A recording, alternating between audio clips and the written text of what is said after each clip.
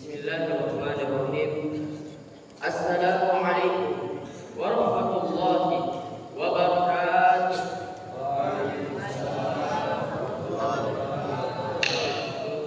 Alhamdulillah. Alhamdulillahilladzi arsala rasulahu bil huda wa dinil haqq liyudhhirahu 'ala ad-din kulli wa kafa billahi shahida. Asyhadu an la ilaha illallah wahdahu la syarika lah wa asyhadu anna Muhammadan 'abduhu wa rasuluh la nabiyya ba'dahu wa la rasula ba'dahu. Amma ba'd. Pertama-tama, marilah kita panjatkan puja dan puji syukur kita atas kehadiran Allah Subhanahu wa taala.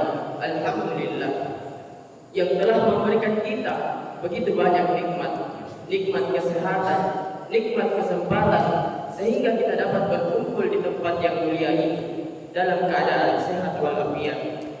Ketika kita hendak menulis tentang nikmat Allah, maka tidak akan cukup air laut untuk menjadi tinta, tak akan cukup pepohonan untuk menjadi pena, dan tak akan cukup dedaunan untuk menjadi kertas.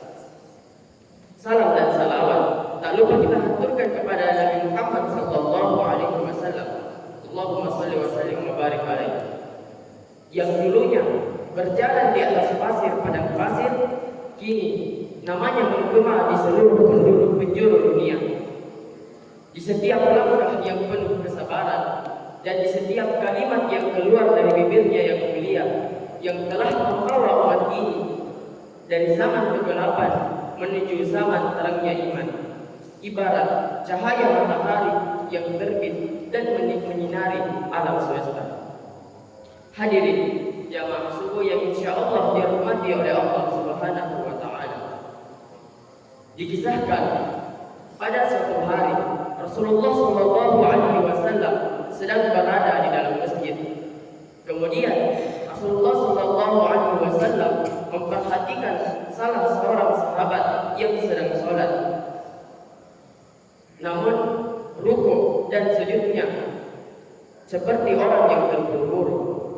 Setelah selesai, Rasulullah sallallahu alaihi wasallam pun memanggilnya dan berkata, "Ulangilah salatmu, sesungguhnya engkau belum salat."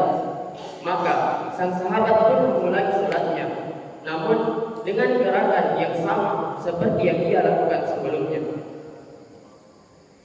Kemudian Rasulullah sallallahu alaihi wasallam pun tetap mengatakan hal yang sama hingga 3 kali. Akhirnya sang sahabat pun mengatakan, "Wahai Rasulullah, aku tidak bisa melakukan yang lebih baik dari ini." Maka Rasulullah sallallahu alaihi wasallam pun mengajarkan sahabat tersebut bagaimana seharusnya dia sholat.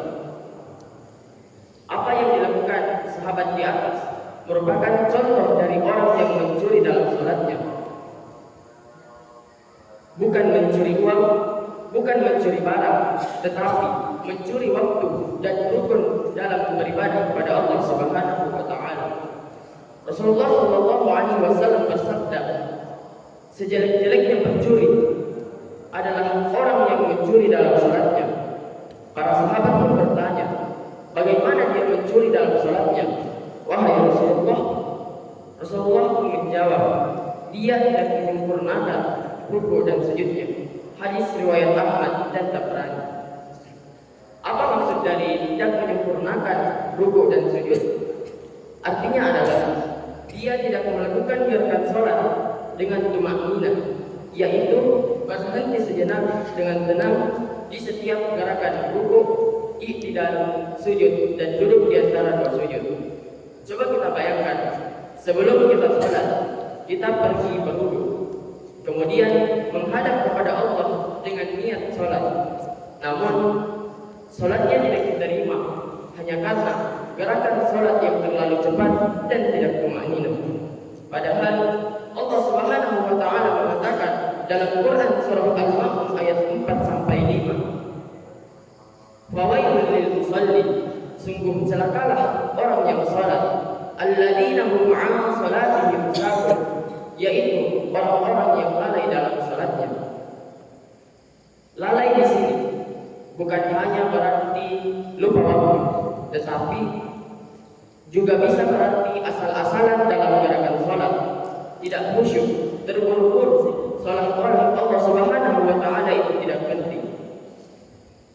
Para hadirin jamaah subuh insyaallah dirahmati oleh Allah Subhanahu wa Ta'ala. Sholat itu ibarat surat cinta kepada Allah. Ketika kita hendak menulis surat cinta, tentunya kita akan memperhatikan tulisannya. Kita akan menulisnya dengan indah, kita akan menulisnya dengan penuh perhatian. Masa kita menghadap kepada Allah, tetapi kita malah tidak khusyuk, tidak serius, atau bahkan seperti ingin cepat-cepat selesai sholat.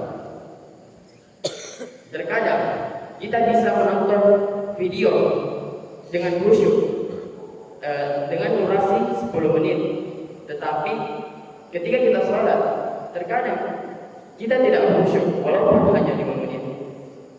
Marilah kita introspeksi diri kita sendiri.